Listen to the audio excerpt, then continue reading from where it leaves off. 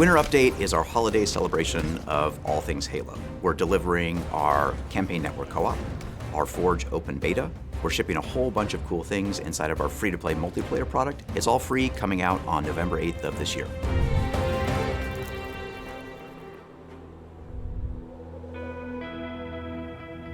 So for the Winter Update, we're releasing 2 new maps, a new mode, a 30-tier battle pass, 2 events, and match XP, and all of that is free. We have 2 official Forge-created maps coming in the Winter Update. There are 2 multiplayer arena maps. One's called Argyle, and one's called Detachment. Detachment has the first teleporter that's in an official Halo Infinite multiplayer map. From a gameplay perspective, having something where really a teleporter plays to like a flank or like kind of an assault on a position in a surprise way is super cool. And like I think the way it really worked into that map played out really well and adds a lot of counterplay to like people hanging out on the island and camping that space. Argyle is cool because it has this big kind of open central yard, and it has some really interesting flank routes around the sides. And so you can go like really just frontal assault and try to push your way in, or kind of be a little sneakier around the sides. Having this big kind of central courtyard has created a lot of really cool gameplay that feels different than a lot of things we have in Infinite so far. The new mode in the Winter Update, Covert One Flag, is our first asymmetrical mode. One team is the attacker and one team's the defender. The attackers have unlimited active camo at their disposal, and then the defenders have the threat sensors. And so they're kind of, spotting, and it plays like a cat and mouse game, which is really fun. One of the biggest pieces of feedback that we've gotten since we launched is that people really want a system that gives them points, XP points, for just playing the game. The new Match XP system actually rewards players for playing. As you're playing matches, you get XP. If you win, you get a little bit of bonus XP. If you perform well, you get a little bit of bonus XP. And we're trying to tune that system so that it actually gets you moving through the battle pass a lot quicker than we have in the past. The Winter Update has a 30-tier free battle pass that is full of really fun stuff. That battle pass is full of rich stuff, and some player favorites like the CQC and CQB, armor attachments with knives. It's really, really cool, and again, it's free. We also have 2 events going on with the Winter Update. The one in December is called Winter Contingency 2, and then in January we have the Joint Fire event. I'm excited for folks to jump in to start enjoying the new additions that are coming with the November update.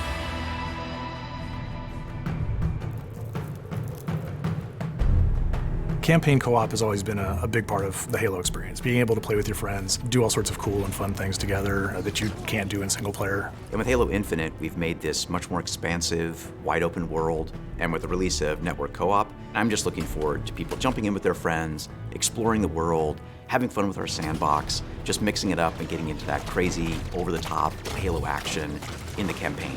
Whether you're playing single player or you're playing co-op with your friends, any progress made is saved. So it's not a case now where, you and I are going to get together, we're going to play, and we're going to play your game. What we're going to do is start everybody at the place where the furthest behind player was in their individual save file that they picked. Nobody misses any of the campaign, nobody's breaking the sequence, and you're still getting to experience the full story in order. Objects are the same way. Collectibles, data pads, even Spartan cores. So if you've collected a Spartan core, let's say, and I haven't, when we go to that Spartan core, it's still interactive. And any one of us can activate it to collect it. Those who haven't collected that particular Spartan core, they get it.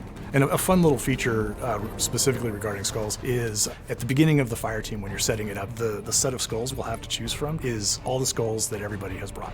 And so it's a bit of a bragging moment from you. You can say, yeah, birthday party, that's mine. With moving to a semi-open world Halo game, we wanted to make it so that you have this ability to go explore, find things, go take on an outpost or a base or something like that, however you guys want to do it. It's like, hey, you go take that tower, we're going to go take this tower, and you can split up and do your stuff. But there is a limit because it is a co-op game, so it's not the idea that we're being put into a world and you all just go do your own game. The idea is to play together. That's the focus. If you're in one of our interior maps, these are more of the linear, traditional Halo style levels. As you progress through the level, if someone in the fire team is too far behind, then they'll be brought up with the rest of the team. When you're out on the ring, what we have is a radius-based system. We went to the largest base that we have in the game, and then basically made the space double that. So you have tons of room to go outside of that, come back, lots of room for aerial vehicles. Unlike previous Halos, you don't lose your weapons when you die in this one. You respawn with the same stuff you had when you die. So there's really not a mechanical penalty other than the respawn time, and your teammates have to be safe to spawn on. We're really diminishing sort of the domineering nature of the fire team leader, you know, because it is no longer the idea that we're playing the fire team leader's game. Everybody's playing their own games. Anybody can skip a narrative sequence. Anybody can pick up objects in the world. Anybody can trigger a mission replay, fast travel to a new location, trigger those kinds of things. A fun one is when you open up the TAC map and you place a marker, anybody can turn that back off. Griefing is a very important aspect of co-op. You can kill each other, which can be fun as well. Load everybody up into a Razorback and then just drive off a cliff and giggle the whole time. And then, of course, we've also got a bunch of new achievements, both for co-op and mission replay, that emphasize either playing together with friends, or in the case of the replay achievements, going back and revisiting parts of missions that you couldn't have visited before we had the mission replay feature. One of the achievements is basically you got to take out a certain number of enemies with a gravity hammer hanging outside of a vehicle while you're doing it, which is pretty fun. The team here at 343, we've been working really hard on campaign co-op. We're excited to get it into your hands and see what you guys can come up with, see what kind of fun you get into. We call it chaosum because it's just awesome. The amount of chaos and just crazy stuff that you can do, and doing it together, it's just really, really fun.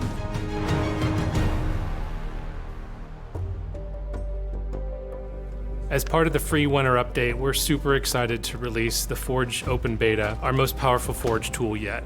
Well, ever since Halo 3, Forge has been the way that we unlock all the creativity of our players. Allows them to jump in, make their own maps and modes, whole new experiences. When Forge launched, it was a cool tool for the community to start playing with maps and having influence on maps where spawners were moving some objects around. It wasn't quite a fully robust tool set for building levels yet. And that's where it's kind of evolved to, and then beyond. Now it's like its own little game editor. With the release of the beta, we're inviting everyone to participate in Forge. And the good news is all the work that you do on your maps and modes and anything else inside of Forge, that's going to be saved and continue on. Basically, how Forge works is you go into Forge and you place a bunch of different kind of objects to create a space where players can play in. And then you decorate it with different materials or colors, lights, VFX, and audio. And they can then save them, they can share them, and then play them with other players. Even if you're not intending to play Forge, Forge has a lot to offer you because all those players who are making stuff with Forge will be available to you, and so you'll be able to create custom games and play that content with your friends. Our Forge system that people are going to experience with the winter update, it is at a whole other level. Like, there's nothing that we've done with Forge like this before, and the type of content that people are going to be able to make for Halo Infinite is insane. In Halo Infinite Forge, we've increased the object count to around 7,000 objects. In Halo 5, for comparison, it was 1,600 objects. As a forger, I think the thing that's going to surprise us a lot is be able to scale objects. Like, for example, like these objects look like these massive pipes are running underneath ground for this facility. It is literally just a small cable or a hose that he's scaled up and changed material on. I personally think scaling is going to be changing a lot of how these maps are going to be looking visually, and it's going to blur the line from a Forge map to a dev quality map. I'm excited about a lot of things, but I think I'm most excited about the visual scripting language. You know, this is the deepest players have been able to get inside our code, our scripting language. Even if you're not familiar with visual scripting systems, it's really easy to get started, to start to recombine things. You can drag nodes into your scripting space and draw out the events and the functions that you want to do in your map. We've been able to get you a lot closer to the systems. We've got over 100 different nodes that I could only dream of back as a player in Halo 5. I'm very, very excited to be able to offer these to players, like things that I wanted to do before, and finally we get to do them now. Whether it was Griffball or Infection, a whole bunch of things that are now core to Halo all came from mode work inside of Forge. And I think with the new visual scripting system, players are going to have the ability to do even cooler, more interesting things than they've had a chance to do in the past. That's going to be super exciting.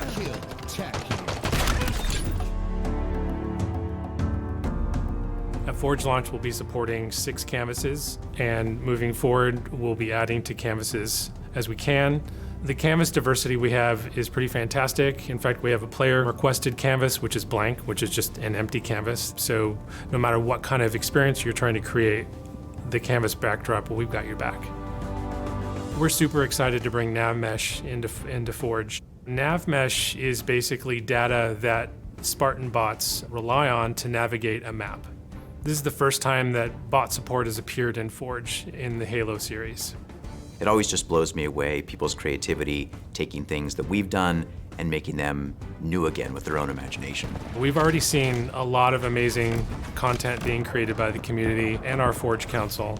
It's super encouraging to already see before we've even released this what this thing is capable of, and the amount of content that they're going to be able to create. It's kind of unstoppable. The Forge Council is already making a wide variety of experiences. I've seen really amazing arena maps. I've seen crazy scripts. They are really pushing Forge. Once Forge releases, we're really going to be watching what comes out, because we want to find the cool, the best of, right? And surface those things to players in any way we can. The more we can take those things and kind of put them up on a pedestal and inside of the rest of our game and kind of let the rest of the community play them, that's super cool. And that's really the heart and spirit of what Forge is. What people should expect with Forge is that, much like the rest of the game, it's just going to continue to grow and evolve as we add new game modes and new objects with Forge, or just, you know, in our suite of modes in general. We'll be bringing those things into Forge and adding some of that scripting functionality so that the players will have access to all that kind of stuff. Forge is going to evolve based on what the community wants, right? We've already started a good dialogue with the Forge Council. They've given us some good feedback. Once Forge goes live, I'm super excited to hear what the community says, because that's going to be our North Star in terms of what Forge turns into. On behalf of the entire Forge team, we are so excited to see what the community makes with Forge. It's been a long journey, and we're excited to finally share this with you. I think this is the start of a new part of the journey of Infinite, and where we continue to evolve as a service, and how the game will continue to expand alongside of the community as we keep releasing new features and making the game crazier and more fun. The Forge Open Beta is available on November 8th, along with Campaign Network Co-op and Mission Replay, and some great additions to our multiplayer experience. All part of the Winter Update.